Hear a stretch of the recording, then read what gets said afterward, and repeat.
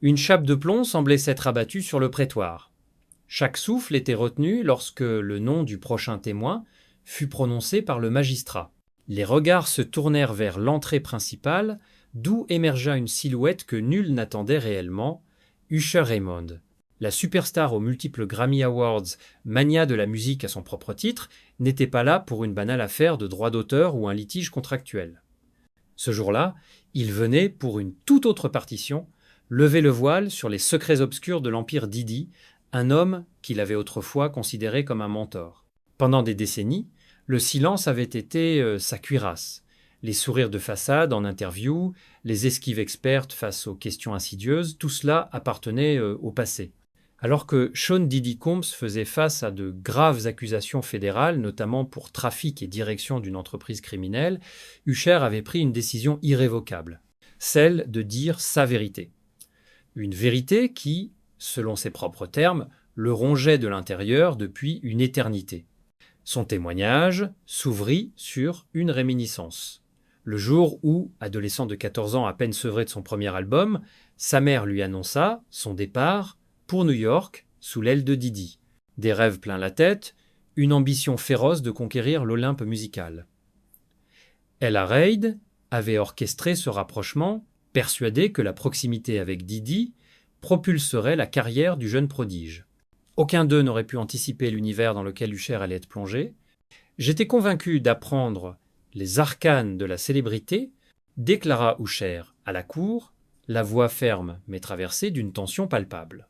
Au lieu de cela, j'ai été le témoin de scènes qu'aucun adolescent ne devrait jamais voir. Dès son installation dans le luxueux penthouse de Diddy à Midtown Manhattan, Usher découvrit un environnement d'excès permanent.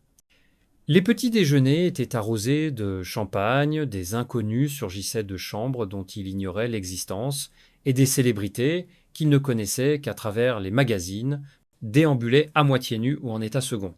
C'était pas un foyer, confia-t-il, mais une mise en scène perpétuelle. Diddy nommait cela son camp d'initiation.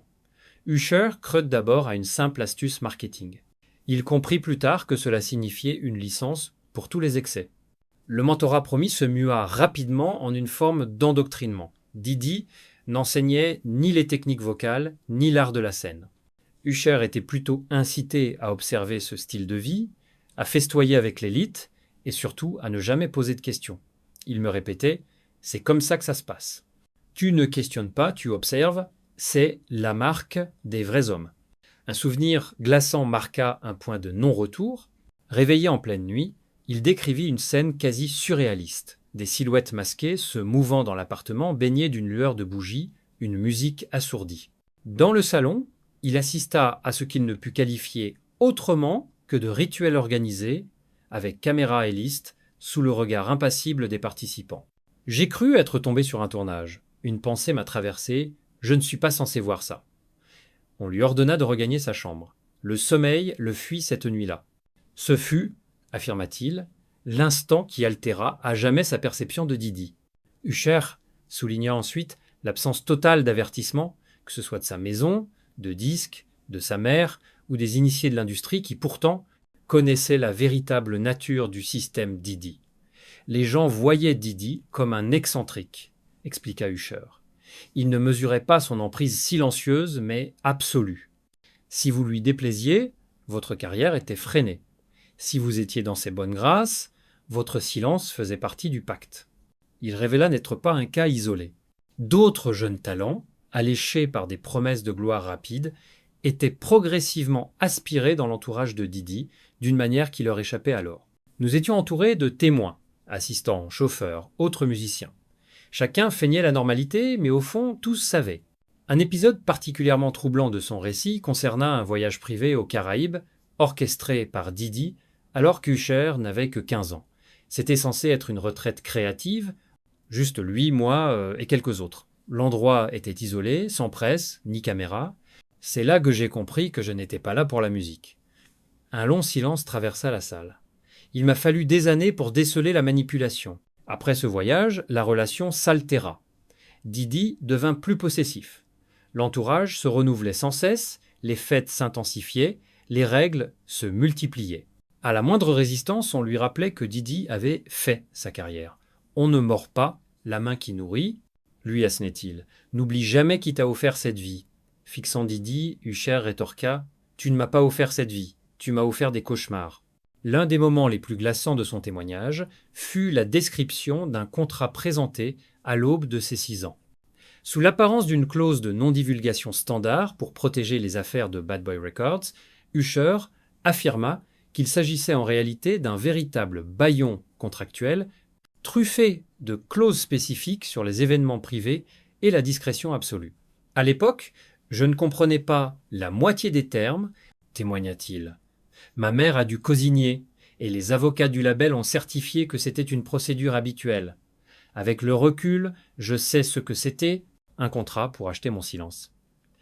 Cette signature le musela pendant des années, lui interdisant d'évoquer les fêtes, les invités, les comportements. Cette clause fut brandie bien plus tard, en 2009, lorsqu'il tenta d'aborder certains sujets lors d'une interview majeure. Un appel de l'ancienne équipe juridique de Bad Boy lui rappela ses obligations. « Nous espérons que vous ne cherchez pas à entacher votre réputation », lui lança-t-on. L'interview n'alla jamais plus loin. Mais les menaces n'étaient pas que juridiques. Usher affirma avoir reçu des intimidations de personnes liées à l'empire Didi, des individus auxquels il n'avait pas parlé depuis des lustres. On croit en avoir fini avec ce monde, mais lui n'en a jamais fini avec vous. Sortez du rang, et il y a des conséquences, pas seulement pour votre carrière, mais pour votre sécurité. L'émotion monta d'un cran lorsqu'Usher produisit une copie de cet accord. Le juge l'admit comme pièce à conviction. Le document mentionnait des enregistrements audio et vidéo et leur reproduction non autorisée, des termes qui prenaient une résonance sinistre à la lumière des rumeurs persistantes sur une prétendue vidéothèque compromettante détenue par Didi. Ce document m'a fait douter de ma propre raison pendant des années. La voix d'Usher se brisa, comme si tout ce que j'avais vu, ressenti, n'était qu'une illusion, puisque je n'avais pas le droit de le verbaliser. Usher décrivit ensuite une soirée tristement mémorable de 1986. À 17 ans, Didi l'emmena à une fête ultra sélecte dans un manoir d'Atlanta, un événement qui redéfinit sa vision de son mentor. Didi y était, selon Usher, en pleine démonstration de puissance, entouré de célébrités, de mannequins et d'hommes énigmatiques étrangers à l'industrie musicale. Le luxe ostentatoire n'était pas ce qui frappa le plus Usher, mais une chambre secrète. Il raconta avoir vu Didi murmurer à un garde du corps qui déverrouilla une porte dissimulée. Il y avait des gens masqués. C'est tout ce que je dirais. Je ne savais pas ce que je regardais. Puis il ajouta, glaçant l'assemblée, « Cette nuit-là m'a changé. J'ai vu des choses que je ne peux toujours pas expliquer. » Je ne sais pas si c'était légal, mais je sais que c'était pas bien. Il présenta ensuite des pages d'un journal intime qu'il avait commencé en 1998, initialement pour des paroles de chansons, mais qui était devenu le réceptacle de ses observations et de ses traumatismes. « J'avais peur de tout perdre, » expliqua-t-il quant à son silence. « Je ne pensais pas qu'on me croirait. S'il parlait maintenant, c'était parce que j'ai porté ce fardeau assez longtemps. Il est temps que la vérité éclate. » Se penchant vers le micro, il narra une rencontre de 1997 à 18 ans qu'il n'avait jamais confiée. Didi l'avait convié à Miami pour rencontrer un puissant investisseur musical capable de financer sa première tournée mondiale. Je pensais que c'était purement professionnel, expliqua Usher. Didi lui avait présenté cela comme l'opportunité d'une vie. Arrivé à la suite luxueuse, il trouva 3 hommes en peignoir, champagne millésimé, et plusieurs jeunes femmes silencieuses en arrière-plan. L'un d'eux, un étranger, m'a demandé si je voulais qu'on se souvienne de moi éternellement. Il ne parlait pas de musique. Didi, selon Usher, le laissa seul avec eux. Je me sentais piégé. Ils ne m'ont pas touché physiquement. Mais l'un d'eux a posé sa main sur mon épaule et a dit « Tu peux rester ou partir, mais une invitation comme celle-ci ne se représentera jamais. » Usher partit et les portes commencèrent à se fermer. Des opportunités de tournée s'évanouirent, des producteurs se rétractèrent. Personne n'a jamais dit que c'était lié à mon départ de cette suite. Mais le message était clair. Il témoigna aussi que Didi lui montra, quelques semaines plus tard, une vidéo troublante prise avec une caméra portable, mettant en scène un autre jeune artiste. Il riait, dit Usher à propos de Didi. Cet artiste faisait quelque chose que, je le sais, il n'aurait jamais accepté de faire sans contrainte. À la question de savoir si Didi l'avait menacé directement, Usher marqua une pause. Il n'en avait pas besoin. Son entourage s'en chargeait. Il n'utilisait pas les mots, mais le silence et l'ostracisme. C'est là qu'il comprit que la célébrité dans ce système n'était plus une question de talent, mais de soumission. La voix d'Usher se chargea d'une émotion palpable lorsqu'il aborda le cas de Justin Bieber.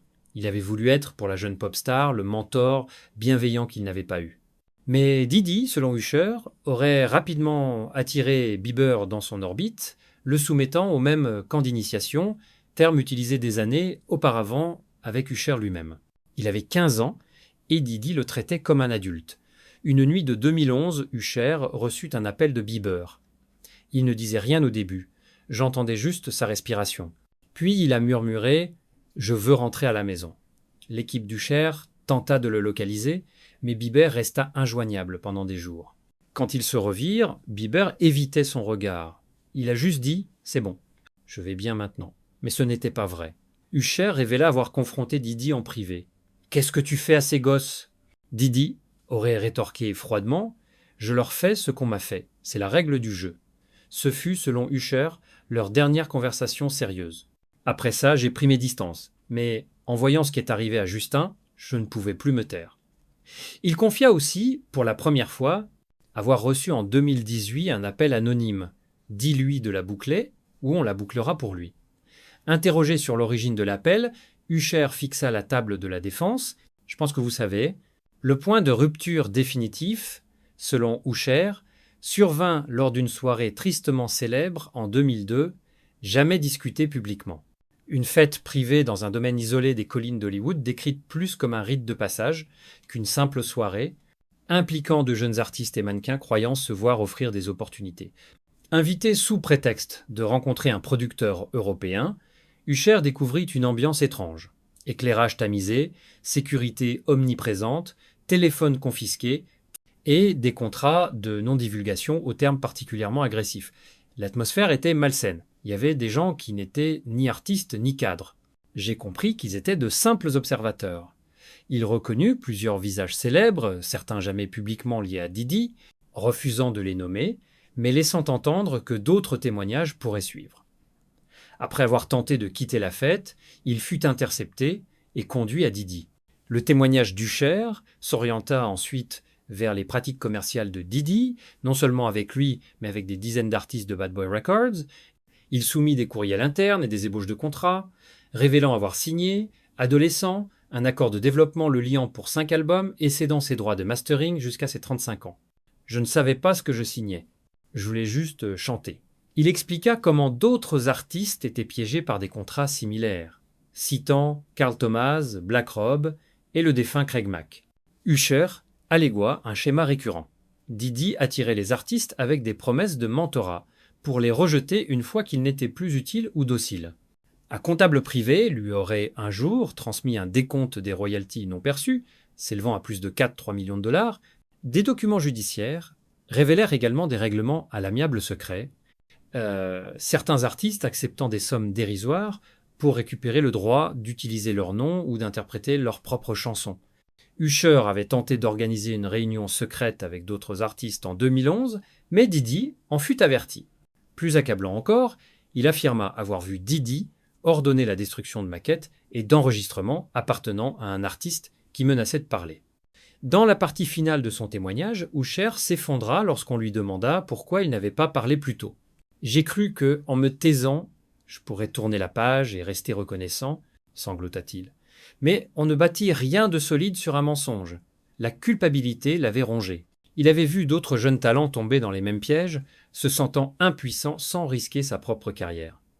C'est toujours une question de pouvoir, et Didi l'avait entièrement. Il eut une entrée de son journal, écrite la nuit où il avait définitivement quitté l'emprise de Didi. « J'ai survécu à Puff Daddy, mais l'enfant en moi a-t-il survécu ?» Je l'ignore encore. Il conclut en s'adressant à la cour, aux victimes et à la jeune génération. Ce procès dépasse la personne de Didi. Il met en lumière un système qui a trop longtemps réduit au silence des jeunes artistes comme moi, nous intimant de rester dans le rang et de ne jamais questionner la main qui nous nourrissait. Mais je suis là, aujourd'hui. Et je n'ai plus peur. Pas pour moi, j'ai déjà traversé ça. Je le fais pour ceux qui n'ont pas pu s'en sortir. Un silence de cathédrale accueillit ces derniers mots. Ce qui avait débuté comme une affaire fédérale de raquettes et de trafic s'était mué en une confrontation poignante avec des décennies de silence et de non-dits au cœur de l'industrie musicale. Pour ne rien manquer de nos prochaines analyses et révélations sur cette affaire et d'autres sujets cruciaux, pensez à vous abonner.